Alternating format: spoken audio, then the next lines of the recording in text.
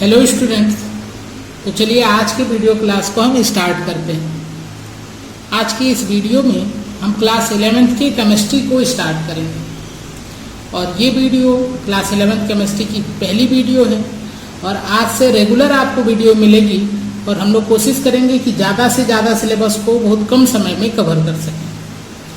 तो चलिए अब हम इस वीडियो को शुरू करते हैं।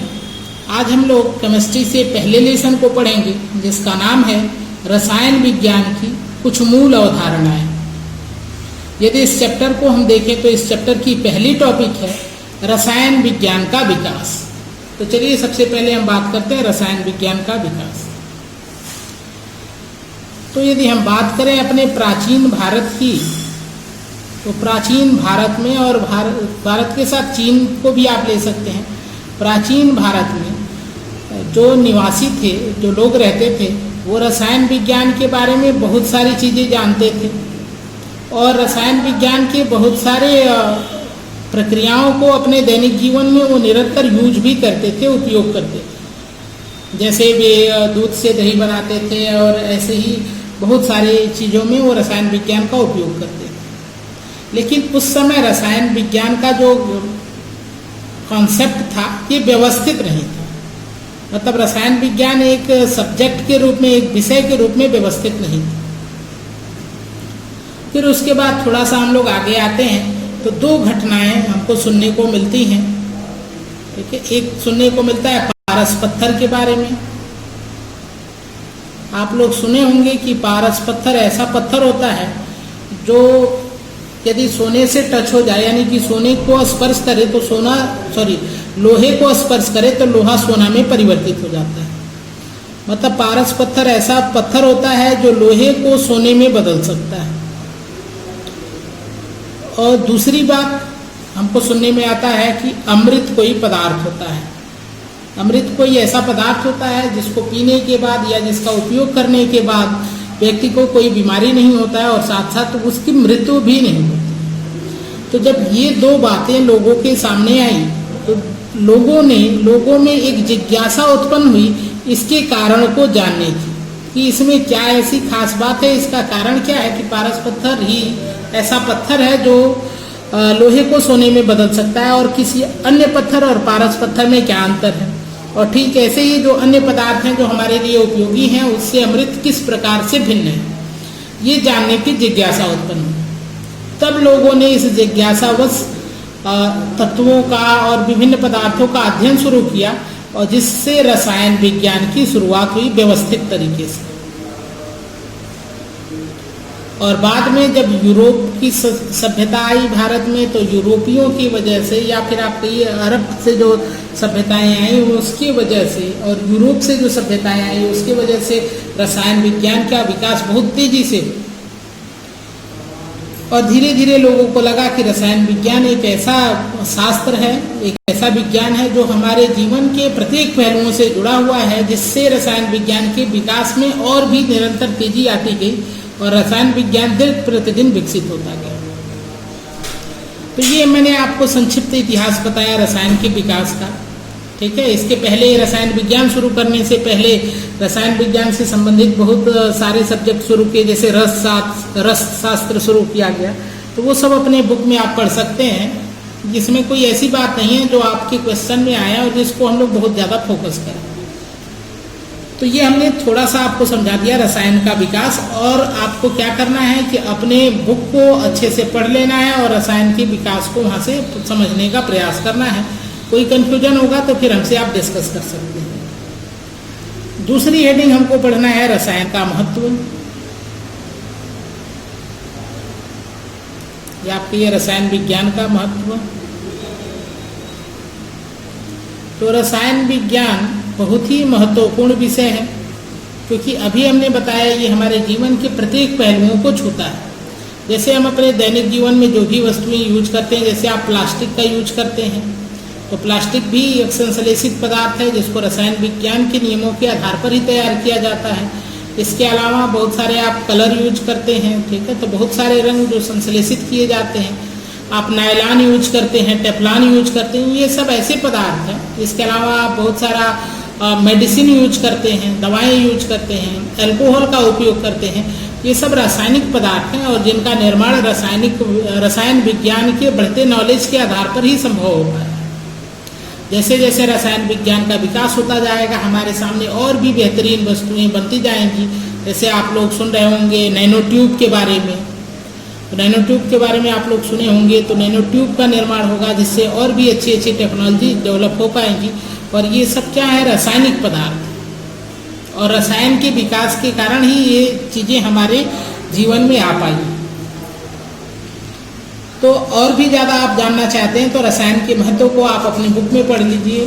मैं फिर से बता रहा हूँ कि ये कोई खास ऐसा पॉइंट नहीं है जिससे आपके बहुत ज़्यादा इंपॉर्टेंट क्वेश्चन बनते हैं, इसलिए मैं बहुत ज़्यादा उस पर समय नहीं दे रहा हूँ। अब आते हैं हम अपने चैप्टर पे, जहाँ से हम लोगों को थोड़ा ज़्यादा ध्यान देना है। अब हम लोग पढ़ेंगे द्रव्य। आपकी बुक में हेडिंग होगा द्रव्य की प्रकृति। तो द्रव्य को एक और भी नाम आप दे सकते हैं, उसको पदार्थ कह सकते हैं, इंग्लिश में आप कहेंगे मैटर। तो हम पढ़ेंगे द्रव्य या पदार्थ क्या होता है। ठीक है, तो कोई भी ऐसा ऑब्जेक्ट या वस्तु, ठीक है, जिसमें दो गुण हो। ठीक है, पहला गुण कि वो स्थान घेरता हो और दूसरा गुण हो उसका कि उसका कुछ द्रव्यमान हो।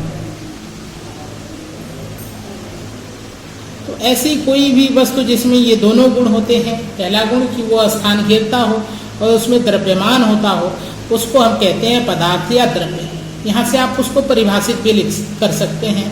आप परिभाषा में लिखेंगे कि वह वस्तु जिसमें कुछ द्रव्यमान हो तथा जो स्थान घेरती हो उसको हम पदार्थ कहते हैं या द्रव्य कहते हैं। अब इसके कुछ उदाहरण से हम बात को और ज़्यादा क्लियर कर लेते हैं। तो उदाहरण में आप ले सकते हैं, जैसे मान लीजिए हमारे पास जो पेन है जिससे मैं लिख रहा हूँ, तो आप जानते हैं इस पेन का कुछ द्रव्यमान है। ठीक है, और साथ साथ जहाँ पर भी मान लो मैं यहाँ पे रखता हूँ तो इस पेपर के इतने भाग को ये कवर कर ले रहा है, मतलब इससे इतने स्थान को ये घेर रहा है, अर्थात यह भी एक द्रव्य है। तो जो भी आप वस्तुएं देखते हैं, जैसे पेन देखते हैं, आप लोहा देखते हैं, लकड़ी देखते हैं, ये सब क्या है, ये सब है द्रव्य, क्योंकि सब में द्रव्यमान है और सबको जहाँ पे रखेंगे वहाँ के स्थान को वो कवर करते हैं, यानी कि उस स्थान को घेरते हैं। अब थोड़ी और गहराई में हम बात करते हैं, हवा की बात करते हैं। तो हवा क्या है, तो हवा भी द्रव्य है, ये बात ध्यान रखिएगा, हवा भी द्रव्य है। अब आप कहेंगे कि हवा का तो द्रव्यमान नहीं होता। आप किसी एक सिलेंडर में यदि हवा को भर लें तो आप उसके वजन को निकाल सकते हैं। हवा में से एक प्रकार का ये गैस है। तो आप जानते हैं जो रसोई गैस होता है उसका वजन होता है, उसके द्रव्यमान को हम निकाल लेते हैं। और साथ साथ जो सिलेंडर होता है उसके अंदर का स्थान जो होता है वो गैस से भरा रहता है। ठीक है, तो गैस यानी कि हवा हो या कोई भी गैस हो, इसमें ये दोनों गुण है कि ये स्थान भी घेरती है और साथ साथ इसका द्रव्यमान भी होता है। तो इसलिए जो गैस पदार्थ है जैसे हवा भी है, हवा भी द्रव्य है।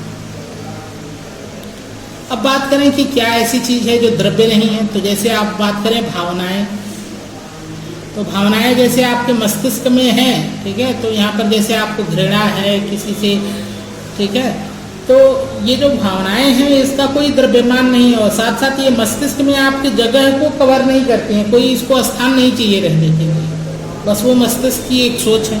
ठीक है, जैसे हम लोग देखें तापमान, जैसे आप देखें कि कोई वस्तु बहुत गर्म है तो जो ताप है उसके अंदर उसको रहने के लिए कोई स्थान नहीं चाहिए और न ही ताप का कोई वजन है। तो इसलिए ये ऐसी चीज़ें हैं जो कि पदार्थ नहीं है। ये जो चीज़ें मैं उदाहरण बता रहा हूँ ये द्रव्य नहीं है। तो अब आपको समझ में आ गया होगा द्रव्य यानी कि पदार्थ क्या होता है। ठीक है, और कैसे हम पहचान करेंगे कि कोई वस्तु द्रव्य है या नहीं।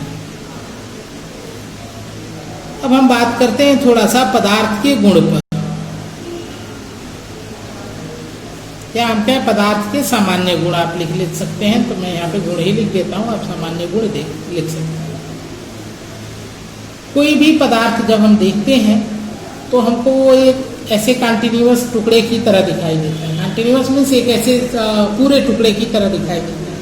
लेकिन जब हम इसका बहुत ही सूक्ष्म स्तर पर अध्ययन करते हैं तो हम ये पाते हैं कि जो पदार्थ होता है वो अनेक छोटे छोटे कणों से मिलकर बना होता है। कि बहुत सारे कण हैं जो आपस में जुड़े हुए हैं और इन कणों के जुड़ जाने से इस पूरे पदार्थ का निर्माण होता है।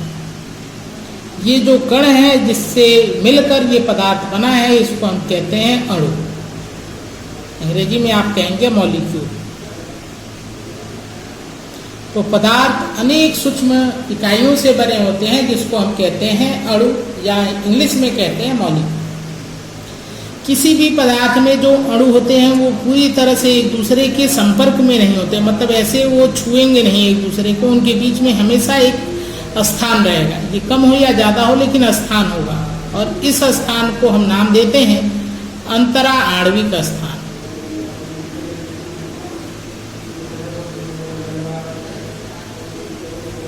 अंतरा आणविक स्थान, या इंग्लिश में हम कहते हैं इंटरमॉलिक्यूलर स्पेस।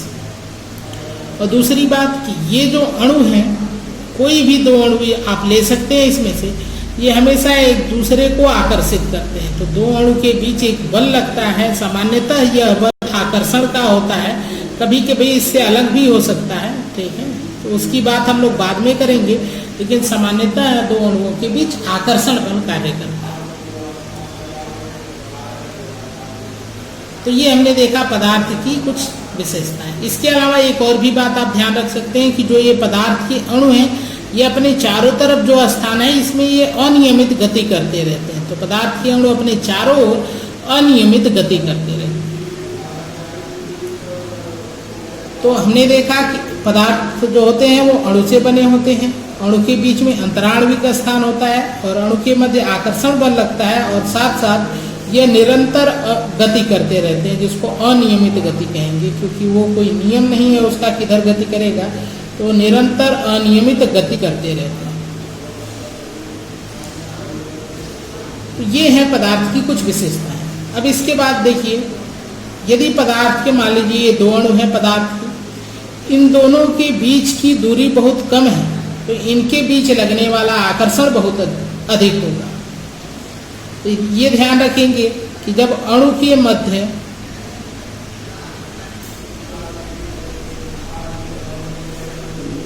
स्थान कम हो, या आप कहिए खाली स्थान, या आप कहिए अंतराणविक स्थान, अणु के मध्य खाली स्थान कम हो, तो जो आकर्षण बल होगा उनके मध्य का वो बहुत अधिक होगा, वो आकर्षण बल अधिक होगा। आकर्षण बल अधिक होगा। और इसका ठीक उल्टा भी सही है कि यदि अणु के मध्य का जो अंतराणविक स्थान है वो अधिक हो तो आकर्षण बल कम हो जाएगा। तो वो मैं नहीं लिख रहा हूँ, आप इसका उल्टा भी समझ लीजिएगा। तो ये पदार्थ की एक विशेषता है, ठीक है। या फिर मैं लिख देता हूँ यहाँ पर, देखिए, अणु के मध्य अंतराणविक स्थान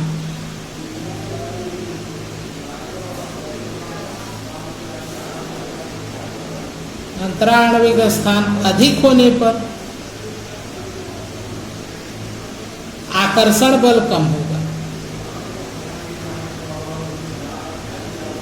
अब रही बात कि ये कैसे होगा या इसको हम ध्यान कैसे रखें, तो आप ऐसे सोच लीजिए कि जो ये अणु है, ठीक है, ये चुंबक की तरह व्यवहार करते हैं। जैसे दो चुंबक होते हैं वो आपस में एक दूसरे को खींचते हैं, तो ये अणु भी चुंबक की भांति व्यवहार करते हैं, ये एक दूसरे को आकर्षित करते हैं।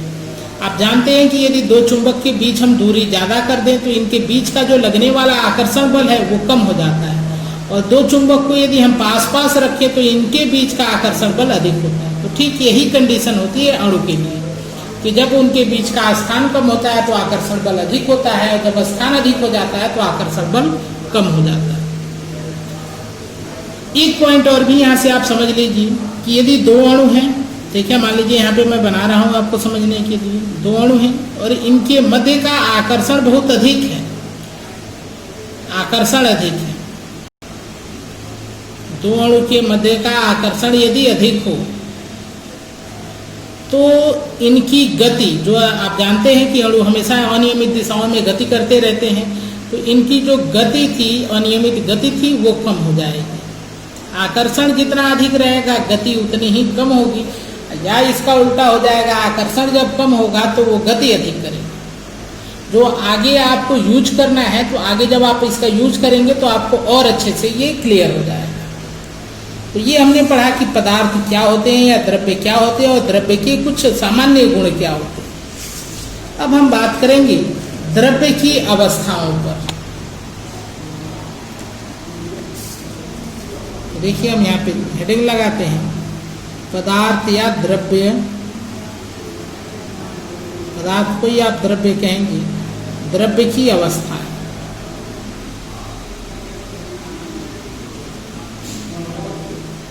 तो बहुत सारे बच्चे अपने छोटे क्लासेस में पढ़े होंगे कि पदार्थ की 5 अवस्थाएं होती हैं, लेकिन यहाँ पर हम बात करेंगे 3 अवस्थाओं, और आपको ये 3 ही याद रखना है, ये 3 ही हमारे सिलेबस में हैं।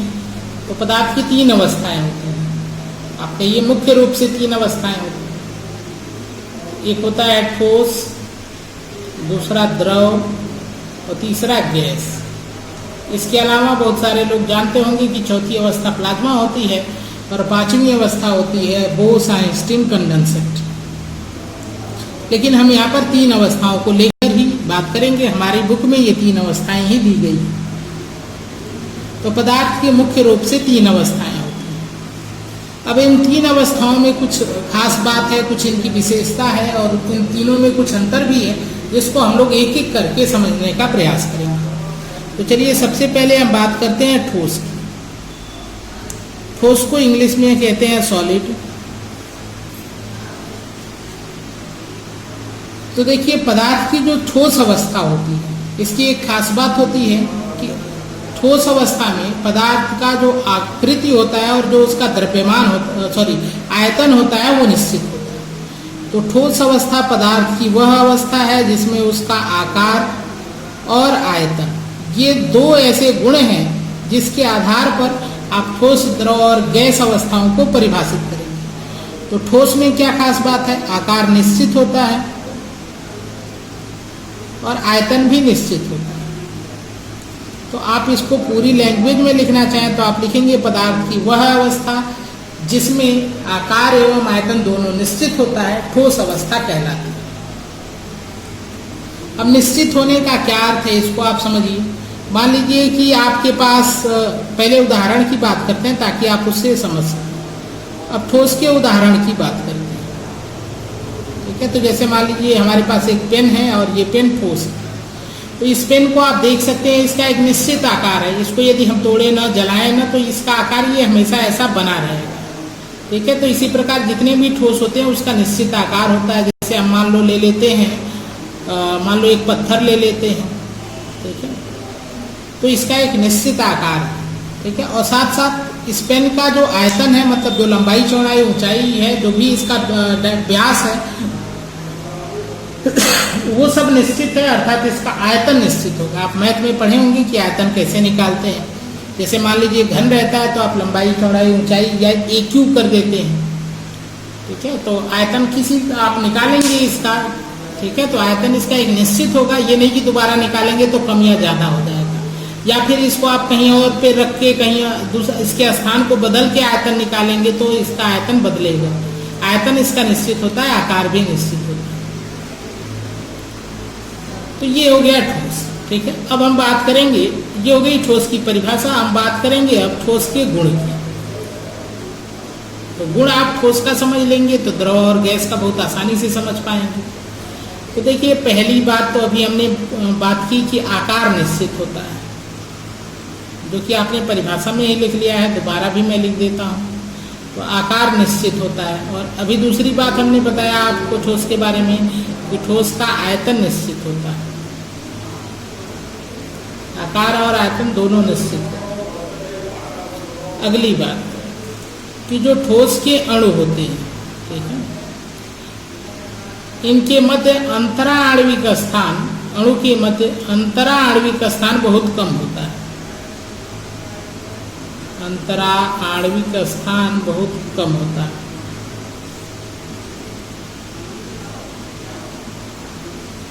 कम होता है, आप लिख सकते हैं सबसे कम होता है, क्योंकि द्रव और गैस दोनों से कम होता है। और अभी मैंने बताया कि जब अंतराणु का स्थान कब होगा तो आकर्षण बल अणु के बीच जो आकर्षण है वो अधिक होगा। तो ठोस के अणु के मध्य लगने वाला आकर्षण बल, ठीक है, पूरा आप लिख लीजिएगा, ये बहुत अधिक होता है। और आपको अभी मैंने बताया जब आकर्षण अधिक होगा तो गति उसकी बहुत कम होगी। तो जो अणु की गतिशीलता है वो बहुत कम होती है। गतिशीलता कम होती है। और भी एक बात यहाँ से आप ध्यान रखिए कि जो ठोस होते हैं वो असंपीड्य होते हैं।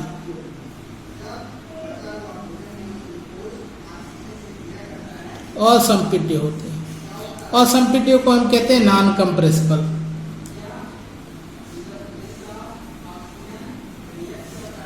मतलब कि ठोस को हम सामान्यतः दबा नहीं सकते। लेकिन आप सोचेंगे कि बहुत सारे ऐसे ठोस होते हैं जिसको हम दबा लेते हैं। जैसे मान लीजिए एक फोम का टुकड़ा है तो उसका आकार आयतन निश्चित है, इसलिए उसको हम ठोस कहेंगे, लेकिन फिर भी हम उसको दबा लेते हैं।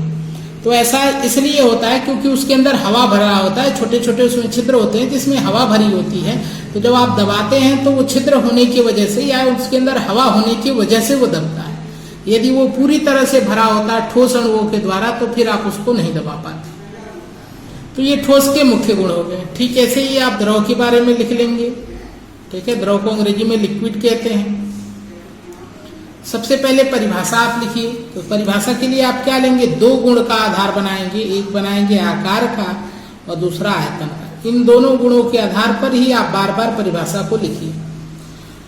तो द्रव की खास बात क्या है कि जो आकार होता है अनिश्चित होता है और आयतन जो होता है वो निश्चित होता है। तो आप परिभाषा लिख सकते हैं कि पदार्थ की वह अवस्था जिसमें आकार अनिश्चित लेकिन उसका आयतन निश्चित होता है द्रव कहलाती है। आकार अनिश्चित होने का अर्थ क्या है उसको हम समझते हैं। उसके पहले हम बात करते हैं उदाहरण की, ठीक है। तो उदाहरण में आप ले सकते हैं, जैसे मान लीजिए जल, दूध, ये सब द्रव के उदाहरण हैं। तो जैसे मान लीजिए आप एक गिलास में, ऐसे एक गिलास है, गिलास का आकार इस प्रकार का है, इसमें आप दूध लेते हैं या फिर मान लीजिए आप पानी लेते हैं। फिर आप एक दूसरा लेते हैं बर्तन जिसका आकार कुछ ऐसे चौड़ा है और इसी पानी को इसमें रख देते हैं। तो जैसा बर्तन होगा पानी का आकार वैसा ही ढल जाएगा। इसलिए हम कहते हैं कि जो द्रव होता है उसका आकार अनिश्चित होता है। वो निर्भर करेगा कि आपने किस आकार के पात्र में रखा है। जैसा पात्र होगा वैसे ही आकार का वो धारण कर लेगा। लेकिन यदि यहाँ पर आपने 1 लीटर पानी लिया है तो इसमें रखेंगे तो वो पानी 1 लीटर ही रहेगा, भले थोड़ा फैल जाएगा लेकिन मात्रा उतनी ही रहेगी। इसलिए हम कहते हैं कि उसका आयतन निश्चित होता है। एक बात ध्यान रखिएगा कि जो द्रव होता है, द्रव के आयतन को सामान्यतः हम लीटर में लिखते हैं, मिलीलीटर में लिख सकते हैं, ठीक है, सेंटीमीटर क्यूब में लिख सकते हैं, लेकिन सामान्यतः हम लीटर में बात करेंगे तो सामान्यतः लीटर में लिखते हैं। तो द्रव के आयतन की बात करें लीटर, तो 1 लीटर पानी लेंगे तो वो 1 लीटर ही रहेगा, चाहे उसका आकार कैसा भी हो। आप उसको बाल्टी में रखिए या कहीं भी रखिए। अब बात करते हैं द्रव के गुण की। तो गुण आपको मैं यहीं से समझा देता हूँ। तो आपने ये तो पढ़ लिया कि आकार अनिश्चित हो जाएगा द्रव में, आयतन निश्चित होगा। अंतराणविक स्थान की यदि हम बात करें तो इसकी कंडीशन हो जाएगी कि ये ठोस से अधिक होगा, ठोस से अधिक, लेकिन गैस से कम होगा। तो द्रव में अंतराणविक स्थान सामान्यतः ठोस से अधिक लेकिन गैस से कम होता है, ठीक है। अब इसका अपवाद भी देखने को मिलेगा आपको, जो हम लोग आगे बात करेंगे। जैसे कुछ लोग जानते होंगे बर्फ में ऐसा नहीं होता है, बर्फ और जल के केस, ठीक है। अब देखिए आकर्षण बल की बात करते हैं। तो आकर्षण बल जो होता है, द्रव की बात करें तो द्रव में आकर्षण बल जो होता है वो अधिक होता है गैस से अधिक, लेकिन ठोस से कम। क्यों? क्योंकि आप देखिए अंतराणविक स्थान जो है वो ठोस से ज्यादा है तो आकर्षण बल ठोस से कम हो जाएगा। और गैस में इससे भी ज्यादा है अंतराणविक स्थान, यानी कि गैस में जो आकर्षण बल होगा वो बहुत कम हो जाएगा, यानी द्रव से भी कम हो। द्रव की बात करें तो द्रव में आकर्षण बल गैस से अधिक होता है, ठोस से कम होता है। और गतिशीलता इसकी बढ़ जाएगी क्योंकि यहाँ पे देखिए आकर्षण बल कमजोर हो गया है ठोस से, और ये भी नॉन कंप्रेसिबल होता है। लेकिन एक बात और ध्यान दीजिएगा कि यह जो होता है यह तरल पदार्थ है और ये इसमें बहने का गुण होता है। अब हम बात करते हैं गैस की। ये सब आसान बातें हैं, आप बुक से पढ़कर भी इसको समझ सकते हैं, आपकी बुक में दिया गया इसलिए आपको पढ़ा दिया जाता है। देखिए यहाँ गैस की बात करेंगे तो फिर हम लेंगे आकार और आयतन, जिसके आधार पर हम परिभाषित करेंगे। तो आकार इसका अनिश्चित और आयतन भी अनिश्चित।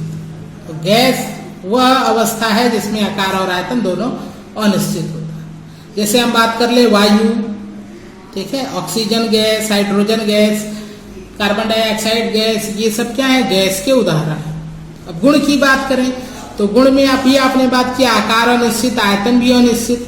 अंतराण्विक स्थान की बात करें तो सबसे अधिक होता है, यानी ठोस से भी अधिक और द्रव से भी अधिक। आकर्षण बल की बात करें तो सबसे कम होगा, क्योंकि स्थान सबसे ज्यादा है। अंतराण्विक स्थान जब बढ़ेगा तो आकर्षण बल कम हो जाएगा। गतिशीलता की बात करें तो गतिशीलता सबसे अधिक हो जाएगी, देखिए सबसे अधिक हो जाएगी गैस में। और बात करें इसके संपीड्य वाले गुण की तो ये असंपीड्य नहीं बल्कि ये संपीड्य होगा, मतलब गैस को आप दबा सकते हैं, ठीक है, गैस कंप्रेसिबल होती है। और गैस में भी बहने का गुण होता है, इसलिए गैस को भी हम तरल कहते हैं।